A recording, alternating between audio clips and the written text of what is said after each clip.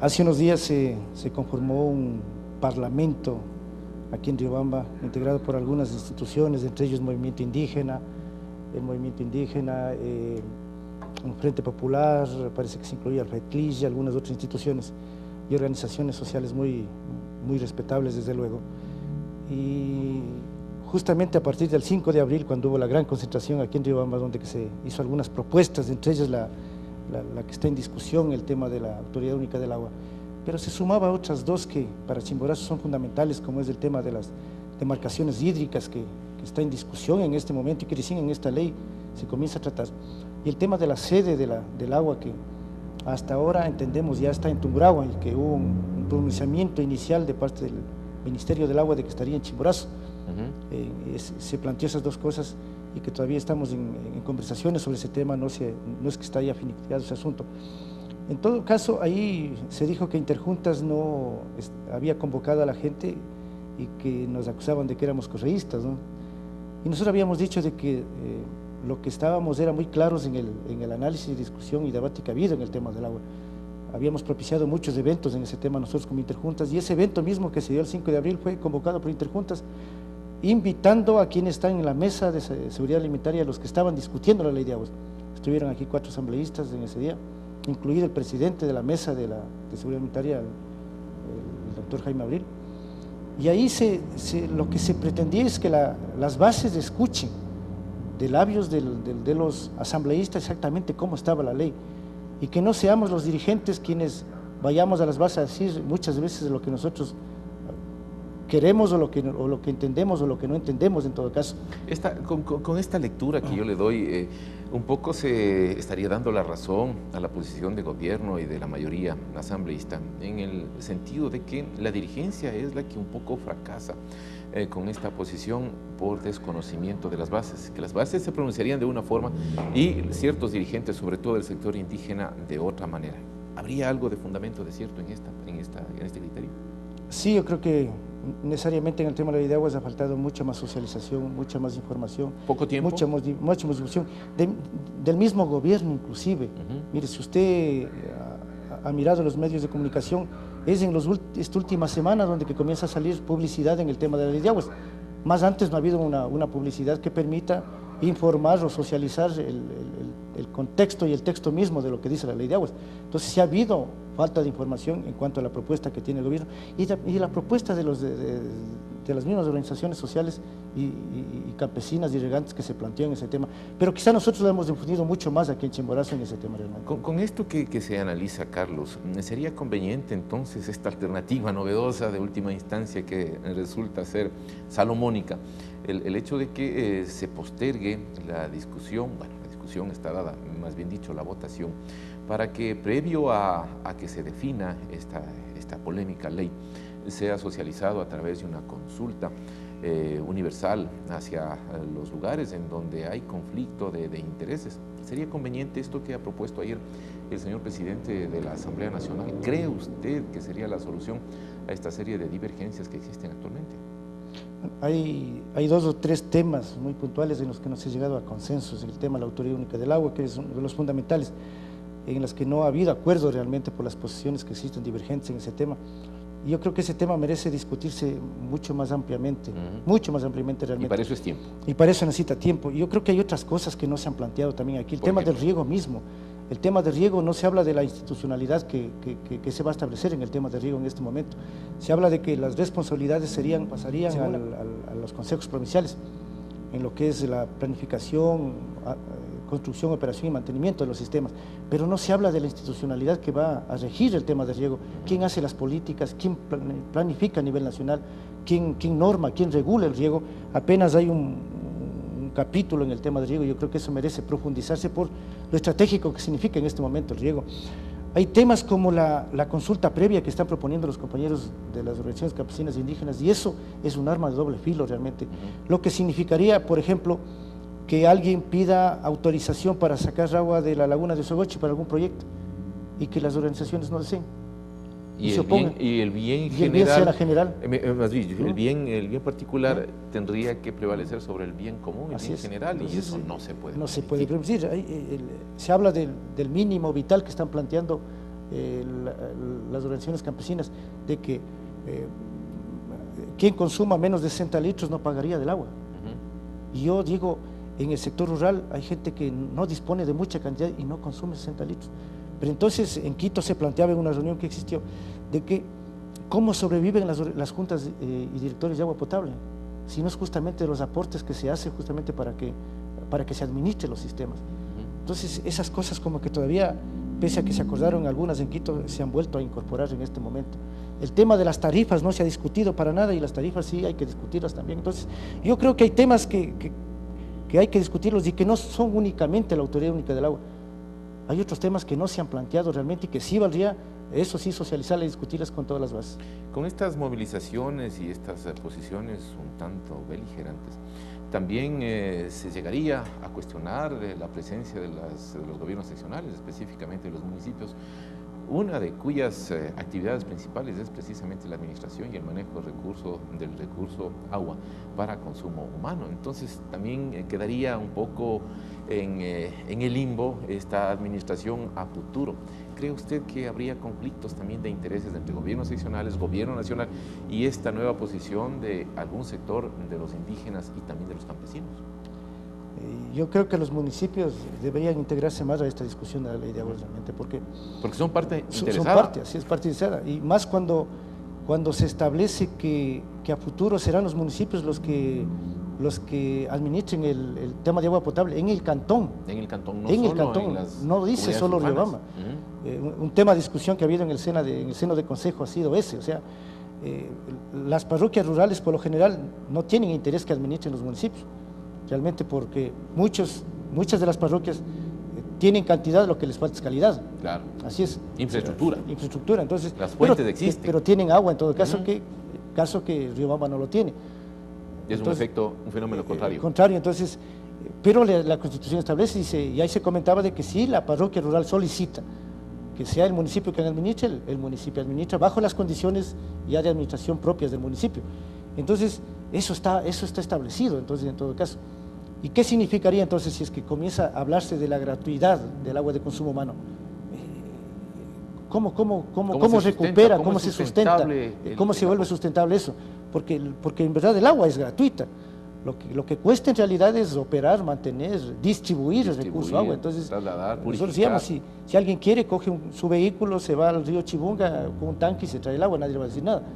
Pero sí le cuesta tal vez movilizarse y de atraer, movilizarse con el líquido, eso ya es un costo y eso es lo que le cuesta. Entonces, esas cosas como que son también tema de discusión que no se han profundizado en todo caso y que están en este momento en esta ley.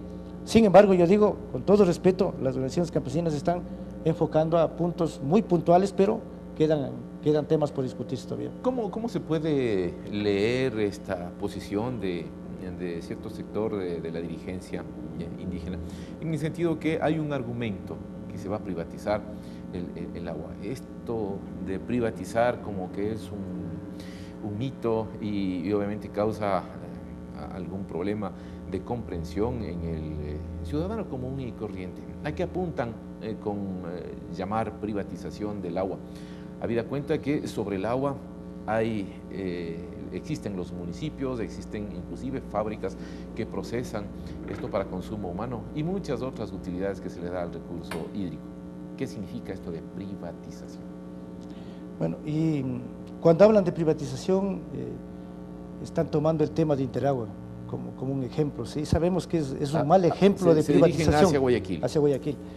Pero yo me pregunto, ¿quiénes deberían protestar y estar en desacuerdo con Interagua? Deberían ser los de Guayaquil. Pero no hemos visto ningún espacio de desacuerdo ni movilización de ellos que digan queremos que se vaya Interagua. No ha habido absolutamente nada.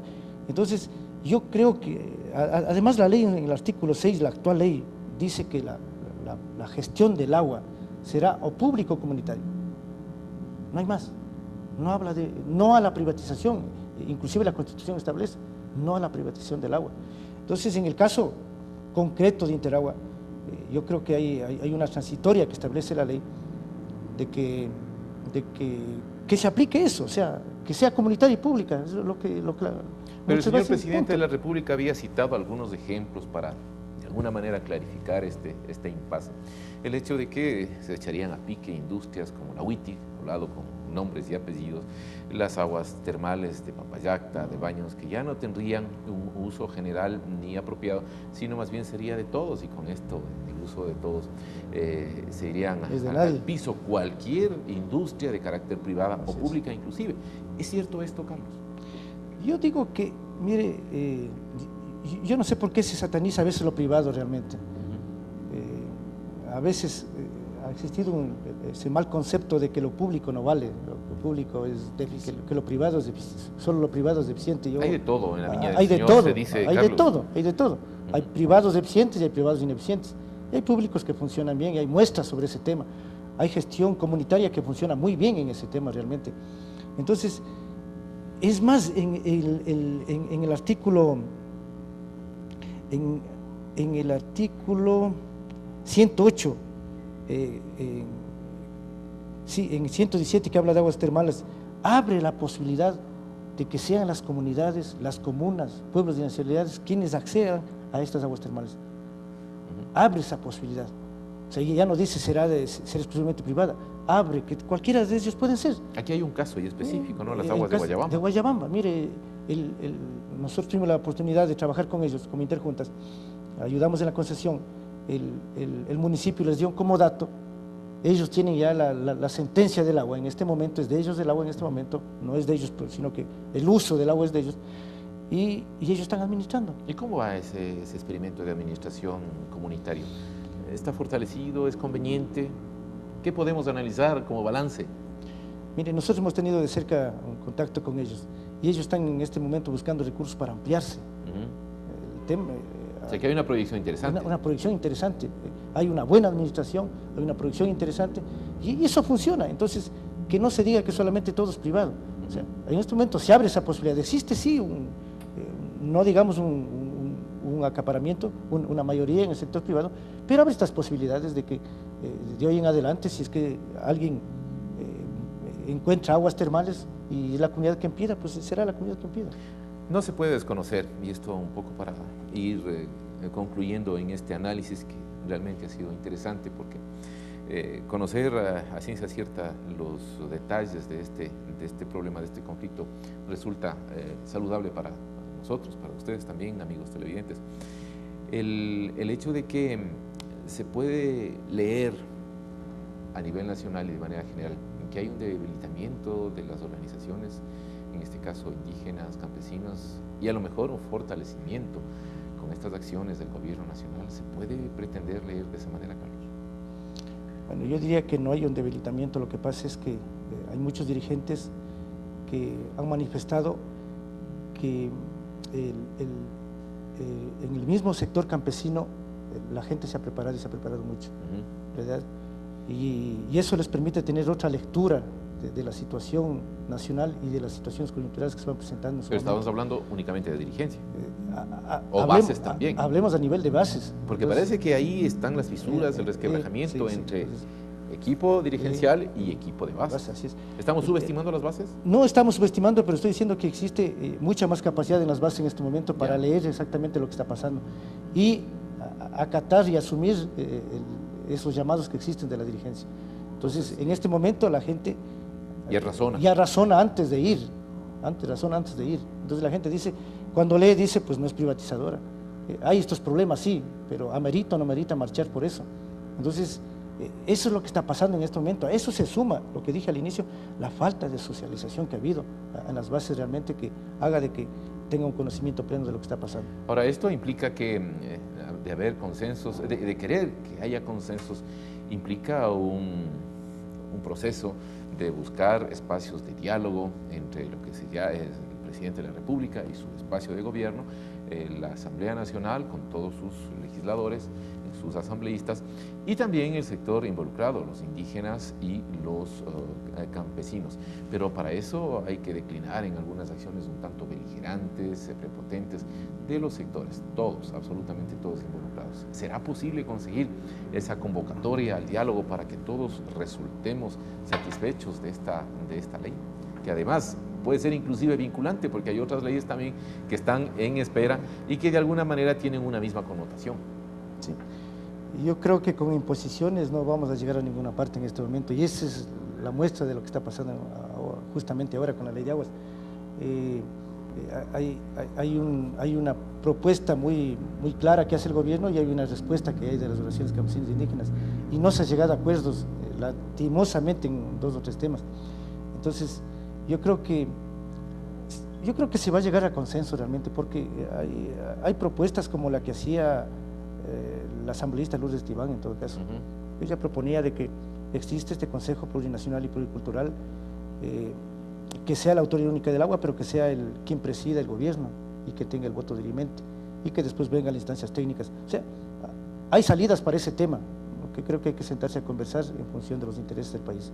Muchísimas gracias, Carlos. Realmente yo me hallo satisfecho por este diálogo que hemos mantenido con Carlos Oleas. Él, aparte de ser concejal, es dirigente y muy vinculado a esta actividad que hoy pregona la Asamblea, el gobierno y también los sectores involucrados. Me refiero al indígena y al campesino. La ley de aguas tan polémica como se ve hasta el momento. Luego de instantes, luego del corte, estará con nosotros el ingeniero Jorge Mejía, director de Escuela de la Facultad de Ingeniería de la Escuela Superior Politécnica de Chimborazo. Ya volvemos.